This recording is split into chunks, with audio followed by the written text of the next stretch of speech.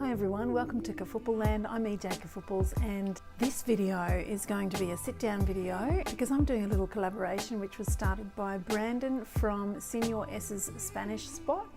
And there are lots of teachers doing this tag today, this collaboration tag. Make sure you go down to the description box underneath this video and collect all of the links, because I'm going to link everybody's videos underneath this one.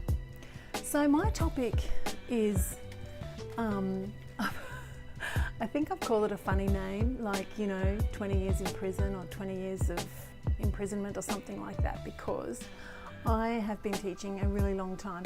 I started teaching in 1996, and I often get the question like, how come? How did you stay? How did you manage not to quit? And so I thought that maybe other people were wondering that as well, and sometimes people struggle with whether they should continue teaching or whether they should quit, or whether they should, have a break for a while and come back to it. So I thought it might be a good topic to talk about today. Everything I talk about is just from my perspective and my experience, so it may be different for you, obviously. Just take on board the bits that you think apply to you. So I guess I have now had a pretty long teaching career, and it's something that sneaks up on you.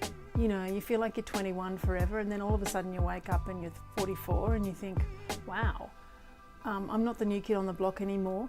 I'm the one that other teachers are coming to, asking advice from. And it's a little bit of a shock when that happens, but that's happened to me. I just want to clarify too that with my teaching career, I have had 3 years off. When I say off, I mean I took maternity leave. I took a year for each of my children after they were born, and then I returned part-time for a time after each child was born. So since my youngest child, who is now 11, has gone to school, then I've been teaching full-time, and I was doing that, of course, before as well. During my time as an educator, things have changed so much. So many things have changed, and so many things have stayed the same. It's interesting because kids are still kids, and I think they always will be kids, but technology and society have changed, and therefore many of the ways that we interact with kids and that we teach kids have changed also. I'm not here to talk about that today. I'm just here to talk about how to stay in the game. I often say to my students as a joke, I'm here for a long time, not for a good time. But that's actually not true. I'm here for a long time and for a good time. So I've put together today 8 little points that I think have helped me stay teaching for as long as I have. And I did go through periods in my life where I thought maybe I could do something different. They were pretty fleeting though. I'm one of those people, I think, who was born to be a teacher. I knew when I was 10 years old that I wanted to be a teacher. I was inspired by one of my own classroom teachers when I was in year 5, grade 5 we used to call it, in Queensland, and I just wanted to be exactly like her. I thought she was wonderful, and she was wonderful, and nothing changed my mind except for the fact that I changed from wanting to be a primary school teacher to wanting to be a high school teacher. So even though there have been fleeting moments in my life where I've thought maybe I should do something different, I've always just come back to, this is the best job for me, I'm good at it, I'm experienced at it, and I can't see myself doing anything different. I'm locked in. They've got me hook, line and sinker. So these are the 8 little things that I've written down that I think could help you if you're struggling with the idea and you're wondering if you're going to be able to last the distance. So the first thing is, know and remember your why. Why did you get into this job in the first place? What called you? I do think teaching is a calling, and there's something inside of us that says, that's what I was born to do. Because of the demands of this job, we can sometimes forget why we first got started. And I think it's important to keep it at the forefront, your why. What was it that got you the first time that you stood in front of a class? Or what was it that got you when you connected with one of your teachers when you were a student, that you just thought, I want to do that?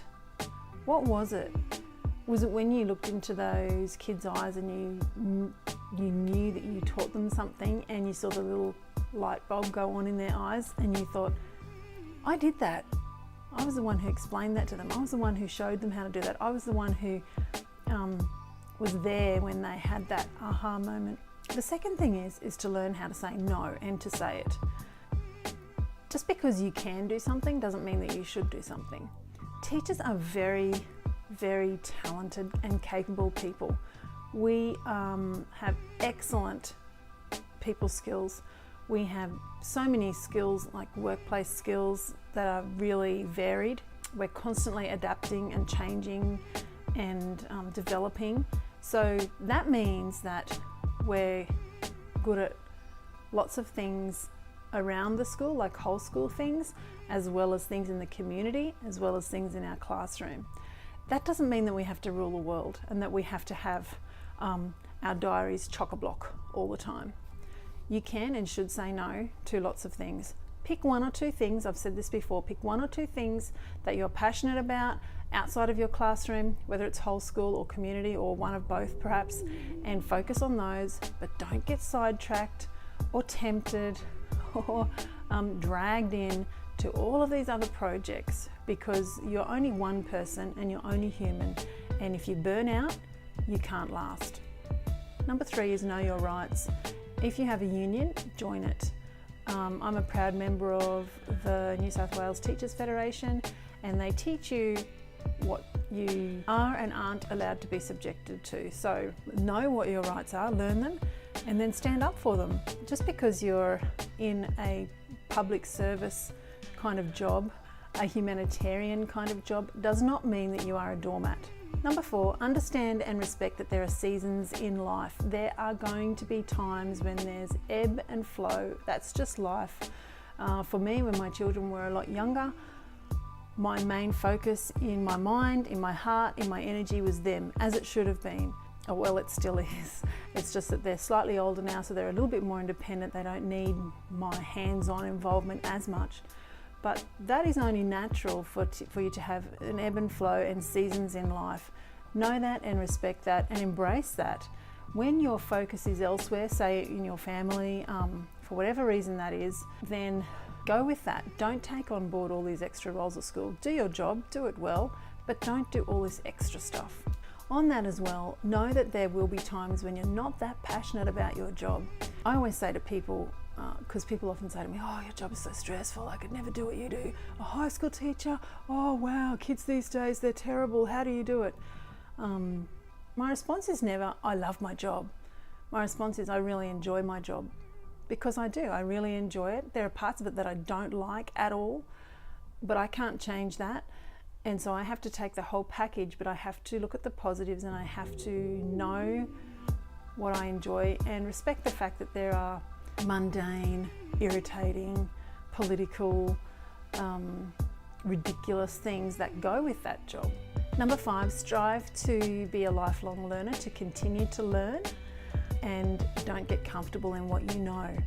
What I said before about it being a really dynamic job for dynamic people is that because society is evolving and changing and kids these days have to deal with so much, that means we have to adapt and change as well so that we can meet their needs.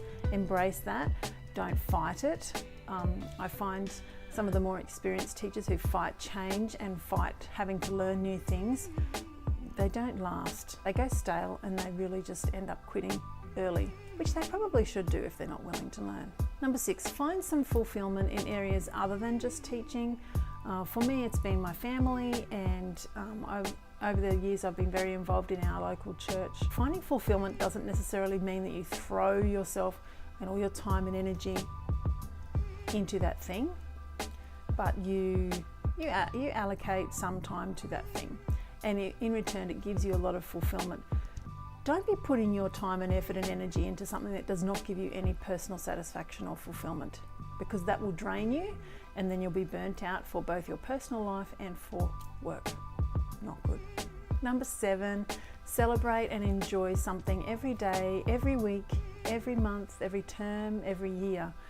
If you don't look at the positives and celebrate them and have something to look forward to, then it's going to get mundane. You know, you're going to have to deal with a lot of the same things year after year. So really celebrate your achievements, the students, and personal achievements as well. Really be proud of what you do and give yourself something to look forward to, even if it's just the holidays and going away on a short break. Because teaching is one of those things that just takes and takes and takes and takes.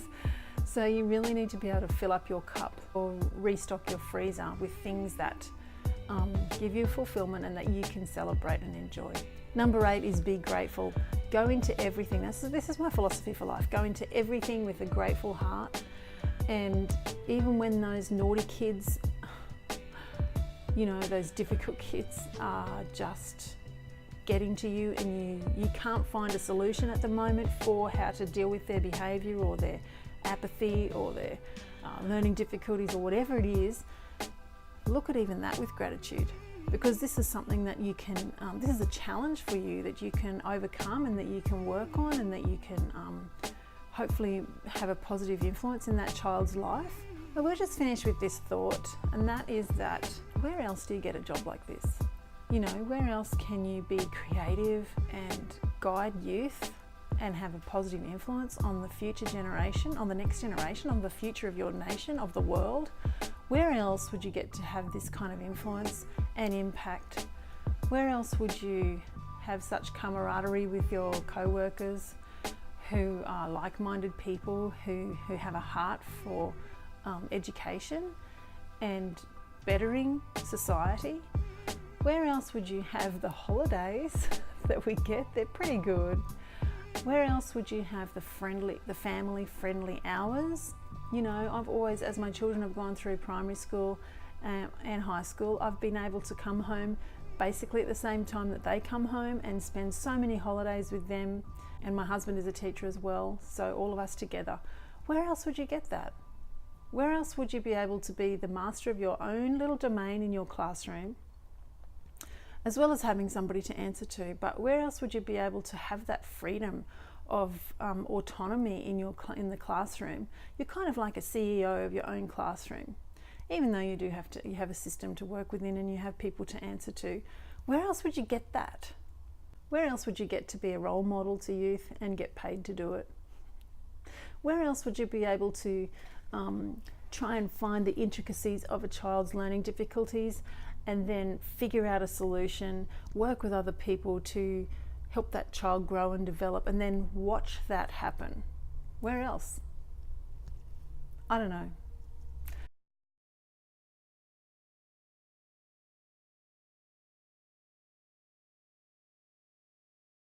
So those are my little tips or things to remember to help keep you on track and hopefully let you have a long and rewarding career if you think that that's for you, and to be here for a long time and for a good time.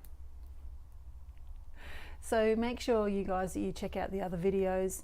The teachers in our group are doing different topics. They're all going to be fantastic. They're all going to be released today, so you'll get to watch them all today if you get time, or if not, just store it up and come back to them later, but they're going to be really fantastic videos.